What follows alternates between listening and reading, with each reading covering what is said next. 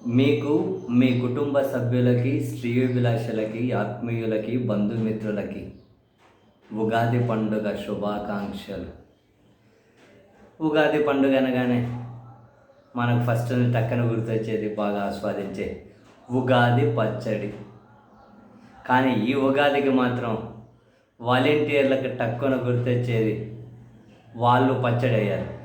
ఈ ఉగాదికి వాళ్ళు పోయిన ఉగాదితో పోలిస్తే ఈ ఉగాది వాలంటీర్ల పచ్చడి. ఉగాది పచ్చడి కాదు, వాలంటీర్ల పచ్చడి. ఎందుకంటే పోయిన ఉగాది పర్వదినానే అప్పుడు ప్రతిపక్ష నేతగా ఉన్నటువంటి చంద్రబాబు నాయుడు గారు చాలా కాన్ఫిడెంట్గా వాలంటీర్లకు చెప్పింది, మేము అధికారంలోకి వస్తే మిమ్మల్ని తీసేయడం కాదు, 5,000 ఉన్న గౌరవ వేతనం 10,000కు పెంచుతామన్నారు. సీన్ కట్ చేసి ఈ ఉగాదికి వస్తే ముఖ్యమంత్రి హోదాలో ఆ వాలంటీర్లను పచ్చడి చేసినట్లే ఉగాది పచ్చడి.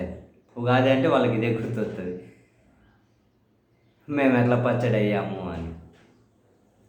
ఈ 10 నెలల కాలంలో వాళ్ళు చాలా ఆందోళనలు చేశారు,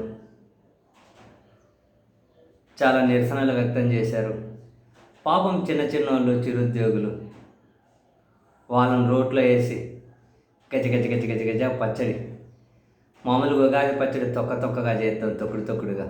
కానీ వీళ్ళు మాత్రం మా ఊళ్ళలో ఊరిమిండి అంటారు. ఊరిమిండి అంటే తెలుసా, నున్నగా చట్నీలాగా చేశాడు. ఈ వాలంటీర్లను అయితే అలాగే చేశారు పాపం. ఏమైనా అంటే 2023 ఆగస్టులోనే వాలంటీర్ల సిస్టమ్ ఎండ్ అయిపోయింది అంటారు.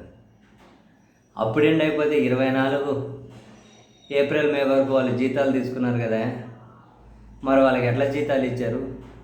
ఊరకనే ప్రభుత్వ సొమ్ము ఇచ్చేసారా అని అంటే, మరి అట్లా ఊరకనే ప్రభుత్వ సొమ్ము పంచిన వాళ్ళ మీద చర్యలు ఎందుకు తీసుకురాయా మీరు అని అంటే దానికి సమాధానం ఉండదు.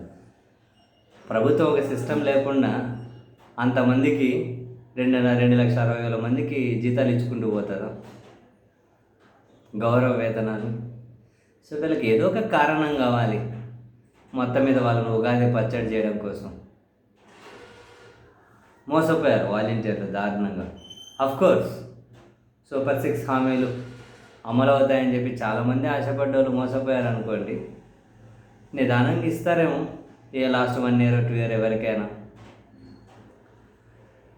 చూద్దాం. మొత్తం మీద అయితే ఈ వాలంటీర్లు ఉగాది రోజు అయితే పచ్చడి అయ్యారు పాపం.